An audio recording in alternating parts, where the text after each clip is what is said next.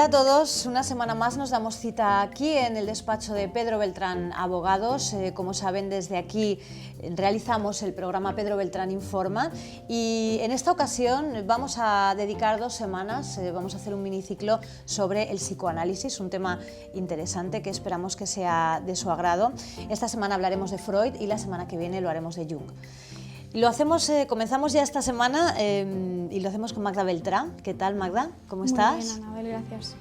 Bueno, pues háblanos de Freud, Magda, porque bueno, pues todos sabemos que es el padre del psicoanálisis y bueno, hemos pensado que lo ideal sería comenzar hablando de esta figura tan representativa. Bueno, pues Freud nació en 1856, ¿vale? En Moravia, una pequeña ciudad del Imperio Austrohúngaro. De acuerdo, el padre del psicoanálisis, como todos sabemos, y bueno, el objetivo del psicoanálisis era el tratamiento de las enfermedades mentales. Perdón. Entonces, bueno, pues digamos que de alguna manera lo que pretendía el psicoanálisis era analizar los trastornos sexuales que habían padecido los sujetos en la niñez y a través de ellos diagnosticar los problemas que en un futuro le supondrían al sujeto. ¿Vale? Bueno, todo empezó en París, ¿vale? Porque Freud tenía una beca, sí, y ahí estuvo trabajando con Charcot y con Breuer. Él estuvo estudiando con Charcot, bueno, mano a mano, y digamos que estudió el tema de la histeria. Bueno, él estuvo investigando y presentó sus teorías a varios médicos, pero el único médico que aceptó sus teorías fue Breuer. Entonces, él, digamos que esta persona actuó con él como un padre académico, le aconsejaba sobre su carrera y además le aconsejaba, bueno, le decía un poco por qué sitios, por qué partes debía continuar la investigación. Y bueno, él le aceptó su tesis y ellos empezaron juntos a trabajar con el caso de una paciente, en este caso Ana O'Brien. ¿Vale? Ella era una chica que tenía 21 años, perdona. Y bueno, su padre tenía a su padre enfermo, se fue diagnosticada con histeria. Y bueno, su padre de la noche a la mañana cayó con una enfermedad y ella se volcó con su padre. Sí. ¿no? Entonces, digamos que de alguna manera, ella de un día para otro empezó tenía problemas, tenía parálisis, problemas verbales. Y entonces, bueno, ellos ambos, tanto Breuer como Freud, le diagnosticaron histeria, ¿no? Breuer le hacía la hipnosis, el método de la hipnosis, el famoso método de la hipnosis. Digamos que le hacía ir a una regresión, la hipnotizaba y ella iba a los momentos previos al momento en el que le habían sucedido esos síntomas, ¿no? de histeria. Sí. Entonces ella le llamaba la cura de la palabra. Ana llamaba que era la cura de la palabra. Realmente ella se ponía bien. ¿Vale? Se curaba, ¿no? Funcionaba este método. Bueno, con el tiempo, pues ella además hubo una transmisión sexual entre ella y el terapeuta Breuer, y entonces pues Breuer al final tuvo que apartarse del caso por los celos de su mujer. Con el paso del tiempo, Breuer y Freud siguieron trabajando juntos, pero al final, bueno, la relación fue un poco decayendo por cosas que no estaban de acuerdo entre los dos, sobre todo por el tema por el método de las palabras, ¿no? que Freud de alguna manera era muy partidario de él y Breuer no tanto, ¿no? Este método era un método en el que el psicoanalista dejaba al paciente que él dijera las palabras que le venían en ese momento sin ningún tipo de restricción. Sí. Que le iban viniendo a la mente y él las iba diciendo, y entonces era el psicoanalista el que determinaba, ¿no? cuáles le creaban un conflicto o problema al sujeto. Bien, háblanos un poquito de las instancias psíquicas. Bueno, pues Freud hablaba de 3 instancias psíquicas, del ello, del yo y del superyo. ¿Vale? El ello era el principio que se regía por el placer y el yo era el que se encontraba en la mente consciente, ¿de acuerdo? El superyo, digamos que era la parte en la que todo se regía por el principio de establecimiento de la realidad, por un principio de realidad, ¿no? el ello, digamos que al regirse por el principio de placer, cuando nosotros nacemos, nosotros somos ello, porque queremos algo por placer, ¿no? Por eso luego Freud en las próximas preguntas que me vas a hacer, en las partes psíquicas, ahí es donde él explica muy bien, ¿vale?, las etapas donde el niño desarrolla, las etapas sexuales donde el niño se generan los conflictos, ¿no? Ajá. Entonces, bueno, el ello cuando nacemos, nosotros, por ejemplo, cuando somos bebés, tenemos un instinto, ¿vale?, de que queremos comer, pero realmente no tenemos un instinto determinado de qué queremos comer, ¿no? Somos impacientes. Entonces, por eso se rige por el ello. Y luego, la parte del ello, además, habla de eros y tánatos, que eran dos impulsos, dos instintos, que teníamos el ello. Eros y tánatos. Eros era la parte, digamos, de la vida, la parte de la supervivencia, el sexo, el placer, y tánatos era la parte de la muerte, ¿no? Un instinto que todos los sujetos tenemos, Sí. que bueno, es el instinto, digamos, agresivo, ¿no? Muy bien, la verdad es que interesante esta visión que bueno, imagino que algunos de los telespectadores no conocerán. Hablemos ahora de los mecanismos de defensa. Él habla de 5 mecanismos de defensa. El primero es el desplazamiento, ¿vale? Él dice que, por ejemplo, un ejemplo muy explícito que se da es que, por ejemplo, una persona, ¿no?, pues tiene una relación, entre comillas, mala, ¿no?, con su jefe, por ejemplo, y el desplazamiento le da a que ese instinto le lleve a darle una patada a su perro en vez de a él, ¿vale? Ese sería el desplazamiento. Luego el siguiente es el de la proyección, ¿vale?, que ese mecanismo de defensa, digamos que también pretende hacer lo mismo que el anterior, sí, pero de forma mucho más aceptable, ¿vale? Hace una canalización más aceptable de ese sentimiento. Sí. Por ejemplo, pues se lo canaliza a través del arte, del deporte, de cosas que, digamos, en la sociedad están mucho mejor valoradas. ¿Algún mecanismo de defensa más, Magda? Sí, por ejemplo, tenemos el mecanismo de defensa de la negación, que sería, por ejemplo, cuando un sujeto sabe que algo es manifiesto y latente, pero decide negarlo en su propia mente, ¿de acuerdo? Por ejemplo, una persona que fuma se convence a sí misma de que fumar no le va a repercutir en la salud en un futuro, por ejemplo.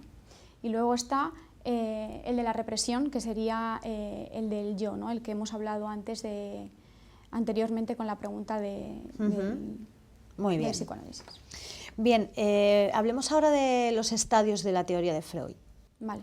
Pues Freud habla de 5 etapas, ¿no?, que te he comentado antes: el análisis de los conflictos sensuales en la niñez, que son los que en un futuro al sujeto le provocan conflictos, y empieza por el primer estadio, que sería el estadio oral, ¿vale?, la etapa oral, donde el niño siente placer a través de chupar los dedos de su boca, ¿no?, chuparse los dedos, el lamer cosas para obtener placer a través de la parte de la boca, ¿no? Esa sería la primera etapa.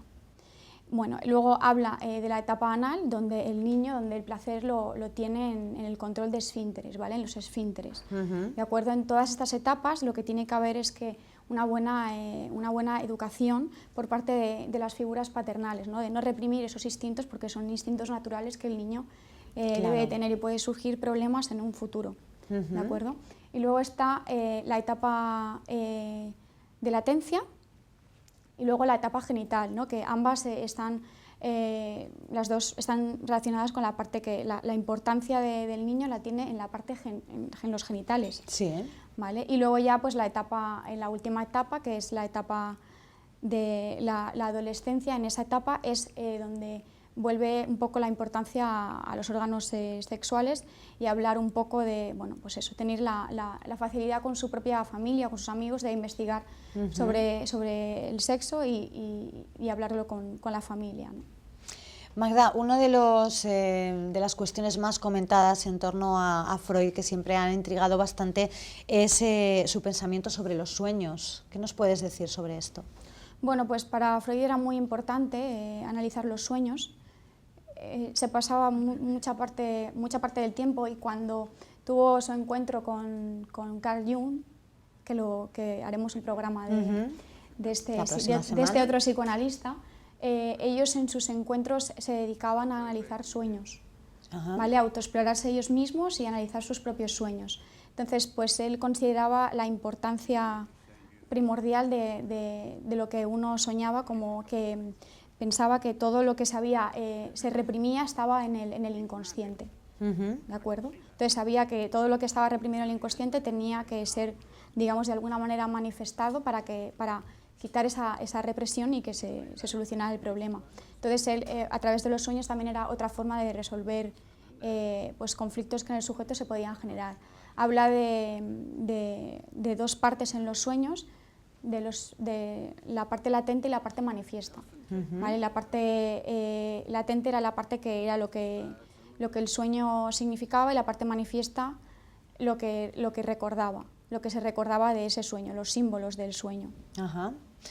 ¿Cuál es la relación, ya para terminar, entre Freud y la cocaína? ¿Qué nos puedes decir de esto?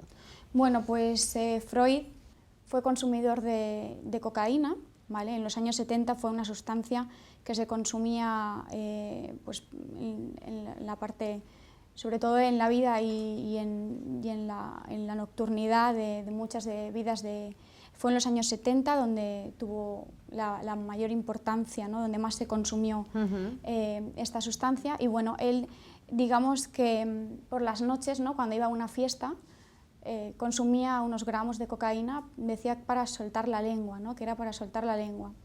Al principio la consumía, bueno, de cuando en cuando, no de forma continua, pero sí que es verdad que poco a poco fue aumentando su consumo, ¿no? Él decía que era como un elixir de la vida y bueno, incluso la recetaba a muchos de sus pacientes. Él decía que lo que sentía después de tomar esa sustancia era algo maravilloso, ¿no? Decía que era para convertir los días buenos en mejores y los días malos en buenos. Entonces, pues así pasó el tiempo, estuvo 12 años consumiendo cocaína. De hecho, muchos grandes personajes de la historia la consumían también. Véase Sherlock Holmes, Conan Doyle, y bueno, pues Watson estaba preocupado, ¿no? Por el consumo de Sherlock Holmes de cocaína cuando no tenía un tema interesante por el que investigar. Y bueno, él estuvo consumiendo cocaína durante 12 años. Al final, muchos investigadores se dieron cuenta de que eso estaba teniendo unos efectos importantes en la salud de las personas. Incluso él vio que uno de sus amigos principales murió a causa de cocaína. Lo que pasa es que tenían dudas porque además pensaban que reducía la adicción a la morfina. Entonces, pues ahí estaban con el tema investigando y después de 12 años él vio realmente que había mermado mucho su capacidad intelectual y bueno, decidió tuvo que dejarla progresivamente, tuvo que tener la mente muy activa para poder ir dejando la cocaína, adicción, sí. Y entonces, bueno, pues ya empezaron a analizarse realmente la composición de esta sustancia y entonces ya los gobiernos un poco empezaron a minimizar y a tomar medidas para que la sustancia se dejara de consumir, pero tuvo su importancia. En su vida, en la vida de Freud. En este tiempo, sí. Y bueno, decir pues que Freud ha marcado un antes y un después en la historia de la psicología, ¿no? En todas sus teorías y sus... Muy bien, pues muchísimas gracias, Magda, por esta explicación tan extensa, tan completa que nos has dado sobre Freud. Gracias. Muchísimas gracias a ti. Nos vemos la próxima semana.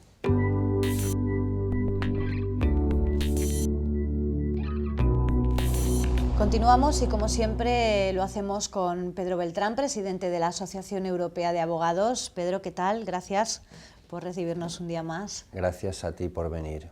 Bueno, hoy estamos hablando de un tema interesantísimo, hablamos del psicoanálisis y hoy concretamente de Freud y antes de continuar me gustaría que, como siempre, nos hicieras referencia a este decorado que has preparado, siempre en alusión al tema que nos ocupa hoy, en este caso al psicoanálisis y a Freud. El decorado está centrado por el diván hoy porque es una estructura típica del psicoanálisis y de Freud. Esto es un invento de Freud. La teoría es que la persona que acude a la sesión de psicoanálisis se sienta aquí, en este diván, o en otro. Este diván es de la misma época, parece muy moderno, pero de hecho es de 1928, de Le Corbusier, o sea que no creo que Freud lo tuviera en su consulta, no lo sé, no me consta, pero en cualquier caso es de la misma época. Y el psicoanalista, psicólogo, el terapeuta, se sienta detrás, es decir, que el terapeuta estaría donde estoy yo, un poquito más atrás, y el paciente habla escuchando el terapeuta detrás. Esto es lo que se supone que es el psicoanálisis en su estricta terminología freudiana, porque a Jung no le gustaba mucho lo del diván, y otros no lo siguen igual, pero Freud sí. Y el resto del despliegue es bastante extenso, he traído películas, en el centro tenemos una película de Freud en su juventud, luego una magnífica serie de la BBC, las series de la BBC son siempre espléndidas, una serie de estas típicas de televisión, que normalmente son de tonterías, pero en este caso es de la vida de Freud, muy interesante. Un clásico, Freud, Pasión secreta, una película espléndida. Hay un catedrático de Alicante, de la Universidad de Psicología, que me comentó que estudió psicología y se animó a la psicología tras ver esta película. Ah, sí. Dangerous Method es mucho más reciente, con actores conocidísimos que tenemos en la portada, y habla de la relación de Freud con Jung y con Sabine Spielrein, otra psicoanalista. Prendete mil ánima es una película sobre la relación entre Jung y Spielrein. Y seguimos con más películas documentales. Aquí tenemos dos documentales de Jung, el propio Jung hablando sobre su psicología, su sistema. Lacan, que es el otro gran seguidor, el tercer nombre famoso. Una película sobre la histeria. Y tenemos también mucho Mahler. El motivo de haber traído Mahler es porque Mahler es muy famoso porque fue paciente de Freud. Esto es interesantísimo, los que somos apasionados de la música. Tenemos un libro sobre Freud y Mahler, que es una obra de teatro relativa a Freud y Mahler, varias sinfonías de Mahler, y aquí todavía más interesante porque tenemos a Bruno Walter conducting Mahler, dirigiendo a Mahler, porque resulta que el propio Bruno Walter también fue paciente de Freud durante varias sesiones, y como Freud le curó de los problemas que tenía, él recomendó a Mahler, como ocurre cuando le preguntas qué me recomiendas de abogado, de médico, él recomienda a Mahler que vaya a visitar a Freud, con lo cual aquí tenemos grabaciones históricas interesantísimas de los años 37 y 38, con Freud todavía vivo, en donde Bruno Walter dirige Mahler. Y hemos traído más libros, Jung. Esta película es fabulosa porque la traducción española es Mahler en el diván, es decir, es la consulta que hizo Mahler a Freud. ¿Cómo se desarrolló esa consulta? Lo que le contó, porque es una consulta de muchísimas horas. Un libro de Jung, Freud, Sexo y Sueños, la psicología de las masas de Freud, Mahler en una interpretación, revisión de las sinfonías de Schumann, el mejor libro que hay sobre el amor, también muy relacionado con la psicología de Freud, Manual de trastornos de la personalidad, un psicoanalista espléndido alicantino, Óscar Estrada, que ha escrito este libro que tenemos aquí. Y este es el resumen que he traído para el programa. Completo, por cerrar, solamente un breve apunte, es muy famoso de Freud el complejo de Edipo. He traído dos óperas sobre Edipo, de donde surge la teoría de Freud. Y por último, Jung apuntó el complejo de Electra, lo mismo pero en las mujeres, y he traído dos versiones de la Electra de Richard Strauss. Muy bien, pues completísimo ese... Habría mucho que hablar de todo esto. La verdad es que sí, quizá nos harían falta más de un programa, pero seguiremos hablando en el próximo del psicoanálisis. Pedro, hacías un apunte ya al principio sobre qué es o lo que se entiende por el psicoanálisis, pero vamos a profundizar un poquito más antes de nada sobre qué es. Sí, muy brevemente y en esencia, dicho muy rápido, el psicoanálisis es que alguien transmite lo que lleva dentro, su inconsciente, todo desde la niñez, de dónde surgen los problemas que tienen de adulto, que generalmente surgen de la niñez directamente. Lo que uno lleva dentro, transmitírselo a otra persona y sacar uno hacia afuera todo lo que lleva dentro. Eso es una contestación rápida, que es como mejor lo podría explicar. Muy bien. ¿Cuál fue exactamente la relación de Freud con Jung y con Lacan? Jung es el que nombra a Freud como su sucesor. La primera vez que se ven, sienten una atracción enorme, se nos cae Bruno Walter, sienten una atracción enorme de personalidad, no tenían nada de homosexual en absoluto, ninguno de los dos, ambos eran heterosexuales claramente, pero fue una fascinación lo que tuvieron. Su primer encuentro duró 13 horas, que esto aparece en las películas. Sí. Y Freud le nombra a su sucesor. Freud era judío, Jung era suizo, ario. Freud no quería que el psicoanálisis fuera algo solo de judíos, que fueron los que lo iniciaron. Le nombra a su sucesor. pero luego se pelean porque Jung no seguía estrictamente las teorías de Freud, era más complejo, quería otras cosas, mucho más amplio en sus perspectivas, y se pelean y Freud le expulsa. Entonces Jung crea lo que se llama psicología analítica, que es parecido, pero es otra cosa. Y Lacan, por contra, es mucho más actual, muere en 1986, y Lacan sí que sigue estrictamente las teorías de Freud y rechaza los avances que había hecho Jung. Ajá. ¿Y cuál fue la relación que tuvo Freud con Hitler? Esto es muy interesante porque hay una anécdota curiosísima que seguro que mucha gente no sabe, que es que Freud recomendó que a Hitler le ingresaran en un asilo mental, pero lo recomendó cuando Hitler tenía 10 años, porque Freud era bastante mayor que Hitler, aunque coinciden en su lapso. Freud muere en 1939, Hitler en el 45, vivieron en Viena juntos muchos años, juntos me refiero, en la misma ciudad. Pero Freud resulta que era amigo del médico que trataba a Hitler como médico normal, digamos. Y el médico le consultó a Freud sobre las características de ese paciente que tenía, los problemas que daba Hitler como niño, y Freud recomendó que se le internara en un asilo, lo que no se hizo. Un asilo no, más bien una clínica para tratar sus problemas de personalidad graves, porque a Hitler le pegaba duro el padre le golpeaba, y eso nuevamente tenemos en los problemas de personalidad de Hitler, que tantas desgracias han causado, 50 millones de muertos, entre otras, nacen de allí, y Freud recomendó esta. Luego, aparte, la relación, Hitler no fue tan agresivo con Freud, porque le permitió a Freud que se fuera sin cargárselo, por decirlo a lo bruto, me refiero. Freud se fue en el 38, cuando Alemania ya se había anexionado a Austria, y los nazis, respetuosamente o no tan respetuosamente, pero le dijeron, mire, váyase mejor, antes que nada, porque era un judío famoso, estaba ya, y él le permitió exiliarse pacíficamente. Él y su familia se fueron en el año 38, y Freud murió, pero no tuvo nada que ver, en todo caso, muy triste de haber sido de Austria, de su querida Viena, etcétera, pero no tuvo nada que ver con el nazismo en ese sentido. Comentabas antes lo interesante de esa relación entre Freud y Mahler, y a mí me gustaría que nos contaras un poco más, que profundizáramos sobre cuál fue el motivo por el que Mahler consultó a Freud y cuál fue el resultado de esa visita. A mí es un tema que me apasiona desde hace mucho tiempo, porque Mahler es mi primer gran amor en la música. Tenía 17 años y fue cuando me inicié en la música, fue un descubrimiento increíble. Y poco después, 18, 19, leí que Mahler había visitado a Freud, entonces también me interesé por quién era Freud, entonces pues tampoco sabía mucho. ¿Por qué visita Mahler a Freud como paciente? Es curioso porque le visita por sus problemas personales. Freud se había casado con la mujer más atractiva de Viena, decía la mujer más fascinante del siglo XX, dicen algunos, que es Alma Mahler, que la tenemos aquí en esta película espléndida que me gustaría mostrar, se llama La novia del viento, porque esta Alma Mahler estuvo a su vez, fue amante de Klimt, otro pintor muy conocido, primero, antes había sido amante de otro compositor, Zemlinsky, después se casa con Mahler, bueno, cuando se casa tenía 20 años, o sea que ya no llevaba mal currículum para los 20 años. Después de casarse con Mahler, muere Mahler, pero es que durante el matrimonio con Mahler tuvo una relación con una tercera persona, que también es muy famosa, Walter Gropius, que es uno de los grandes arquitectos del siglo XX, fundador de la Bauhaus. Más joven, había 20 años de diferencia de edad entre Mahler y Alma, pero no solo 20 años, es que Mahler estaba delicado de salud, no era precisamente un hombre muy deportista, tenía problemas de corazón, con lo cual la diferencia se intensificaba todavía más. Y bien, ¿por qué va Mahler? Porque está desesperado porque su mujer está liado con otro, en definitiva, y eso le crea una ansiedad tremenda, unos problemas psicológicos, no puede concentrarse en su trabajo, y va a consultarle a Freud a ver qué hace. Y Freud empieza por recomendarle que trate a su mujer mejor, porque Mahler no la trataba quizás como debería, porque Alma era una persona genial, quizás no tan genial como él, pero lo era.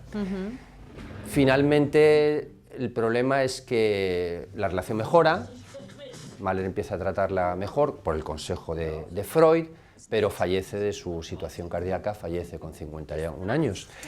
Y Alma sigue un currículum interesantísimo, porque después se lía con Kokoschka, que es el título de esta película, Novia del viento, que es un cuadro de Kokoschka, también un pintor muy conocido del siglo XX.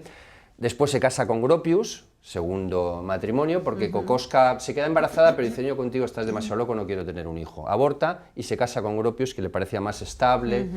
Tiene una hija, también muy conocida en la historia del siglo XX.